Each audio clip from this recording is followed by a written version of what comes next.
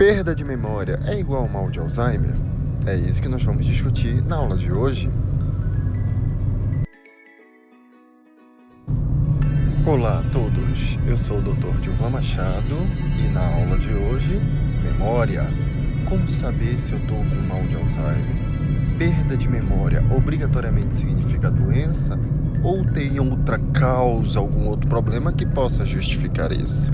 Essa é uma das grandes perguntas que me fazem no consultório todas as vezes. Jovens, às vezes, chegam lá com perda de memória achando que estão com as doenças. E sempre que nós temos um idoso com perda de memória, é clássico da família questionar se eles estão ou não com mal de Alzheimer.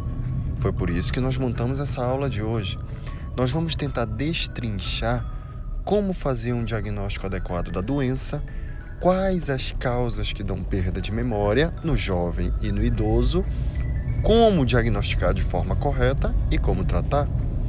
Se liga na dica do Dr. Gilvan Machado. A primeira coisa que nós temos que entender são que as principais causas da perda de memória não é a doença do Alzheimer em si. Estresse, correria do dia a dia, sono irregular, excesso de informações são as principais causas de memória. Nem vou citar aqui a síndrome do pensamento acelerado, onde nós vivemos no mundo tecnológico com informações múltiplas a cada segundo. Vai haver uma aula só para isso, para explicar essa causa de perda de memória. Mas afinal de contas, como eu vou saber então se eu estou com mal de Alzheimer, já que existem inúmeras causas que tiram a memória ao longo do dia a dia? A melhor descrição foi a que eu encontrei no CID-10, onde diz que Alzheimer é uma doença neurodegenerativa que provoca o declínio das funções cognitivas, reduzindo a capacidade para o trabalho e para a relação social, e que posteriormente, lógico, vai provocar problemas associados ao comportamento e à personalidade da pessoa. Isso mesmo. Mal de Alzheimer não afeta apenas a memória. Existe uma série de outros sintomas que ela vai provocar que devem ser perceptíveis ao longo do tempo e que vão fazer a diferença no diagnóstico. Ela afeta todos os grupos etários e também afeta pessoas analfabetas e intelectuais. Aquele mito que só os intelectuais podem ter Alzheimer ou analfabetos é mais difícil de diagnosticar, vai cair por água abaixo a partir de hoje. Um ponto fundamental é identificar quais são as demências tratáveis. Muitas vezes, o médico não faz a investigação sobre a deficiência de vitamina B12, sobre a sífilis, doenças da tireoide e muitas outras que podem ser a causa da perda de memória e que são ignoradas. Por isso que ter um bom médico que saiba como investigar e como abrir os protocolos de investigação para deficiência intelectual de memória é fundamental para prosseguir o bom andamento clínico. Nós da Clínica Gilvan Machado estamos aí para isso. Como vamos fazer então o protocolo de investigação? Quais são os caminhos que nós vamos seguir para identificar se esse problema é uma doença tratável, é uma doença que não vai ser tratável, é um Alzheimer ou é simplesmente uma deficiência de vitamina? É isso que vamos tentar mostrar nas próximas cenas a seguir.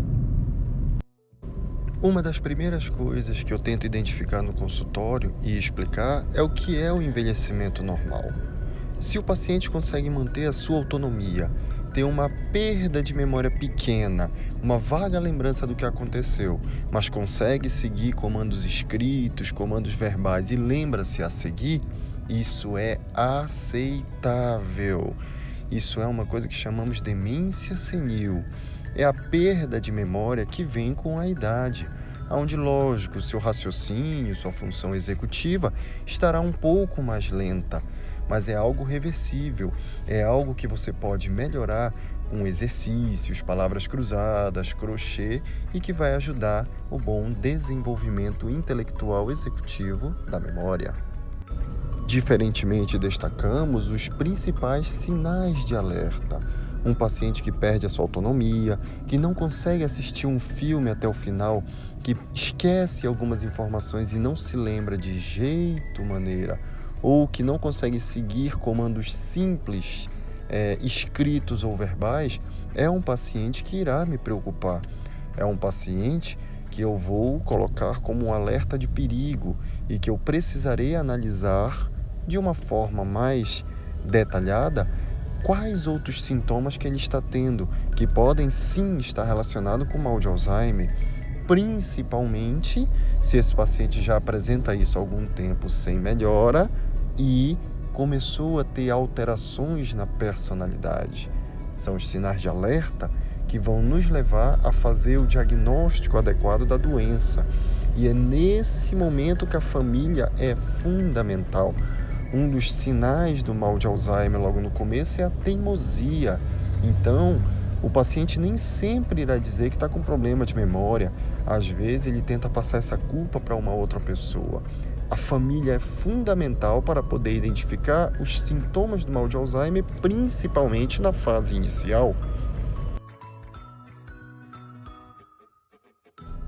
Pequenos lapsos de memória, mudança do comportamento, seja para muito falante ou até tímido demais introvertido, senso de direção, atitude, essas são as pequenas dificuldades características da fase inicial do mal de Alzheimer. Já na fase intermediária, é quando a perda de memória se intensifica, quando o paciente começa a ficar muito repetitivo e começa a ter uma mudança mais exacerbada do comportamento. Esse paciente já começa a estranhar certas atitudes, certos locais.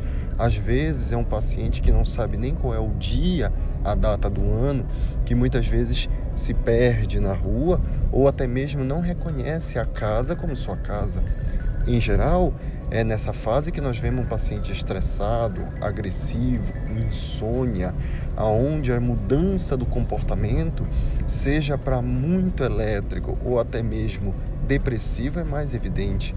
Já é a fase que ele se torna mais dependente da família e é a fase que a família começa a procurar o atendimento médico, já não aguentando mais as mudanças de comportamento súbita do paciente. Ter um bom médico nesse momento é fundamental. Reconhecer se o paciente está tendo sintomas do Alzheimer ou de outras doenças é de muita importância. Às vezes o paciente tem um sintoma agudo que pode ser um AVC e isso pode passar batido por algum colega que não seja um pouco mais atencioso no diagnóstico. E é por isso que você sempre tem que ter uma boa equipe de suporte para estar amparando nesse momento. Ter um psicólogo, ter um médico treinado, ter um especialista, até mesmo um clínico geral para descartar aquelas doenças mais comuns é crucial.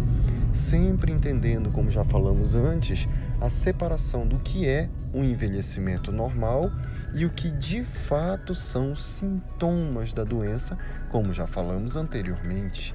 A demência senil, ela é aceitável até certo ponto. É aquela perda de memória que o paciente se lembra alguns segundos ou minutos depois do que está acontecendo. Diferente do mal de Alzheimer, onde essa recordação, essa lembrança não vai ser recuperada de uma forma mais rápida. São os sinais de alerta que fazem a diferença. Quanto mais precoce você perceber essa perda de memória, quanto mais precoce você perceber essa mudança de comportamento, essa perda de autonomia, essa perda do senso de direção, de datas, mais eficaz será o tratamento. Nós poderemos nessa fase fazer as ressonâncias. A ressonância do encéfalo e o exame do Mini-Mental são cruciais para a gente poder fechar um diagnóstico. Isso sem contar os exames de triagem. Como eu já disse antes, existem inúmeras outras doenças que podem provocar uma demência no paciente que está ali na sua frente. Sífilis, deficiência de vitamina B12, tireoide, até mesmo o vírus do HIV, são cruciais para descartar outras doenças, o qual, somado ao Mini-Mental, que é um teste que nós fazemos com o paciente com algumas perguntas muito simples, vai ajudar a fechar o diagnóstico eficaz. Lógico, eu não vou aqui mostrar para vocês todos os detalhes do Mini-Mental, porque cabe uma aula só para isso. Mas o que é importante você saber? Informações básicas como nome, endereço, idade, país em que o paciente está, comandos simples verbais e escritos, desenhar um objeto, um relógio, noções de tempo e espaço estão inclusas nesse teste e fazem parte do diagnóstico de mal de Alzheimer. Se você tem dúvidas, procure o seu médico, procure um neurologista. Ele irá lhe ajudar a fechar um diagnóstico mais adequado. Não deixe para procurar um médico quando já estiver na fase intermediária ou avançado. Quanto mais cedo você levar o seu paciente, levar o seu pai, levar o seu avô, a sua mãe para ter um diagnóstico adequado, melhor seu tratamento será. Nós da Clínica Dilvan Machado estamos aí para isso. Eu sou o Dr. Dilvan Machado, vamos te ajudar. E se você ainda não assistiu às nossas outras aulas, dê uma olhada no nosso canal daqui do YouTube. Tenho certeza que tem uma aula que você irá lhe agradar. Os mais variados temas dentro da clínica e cirurgia neurológica. Como já disse, estamos aqui para te ajudar.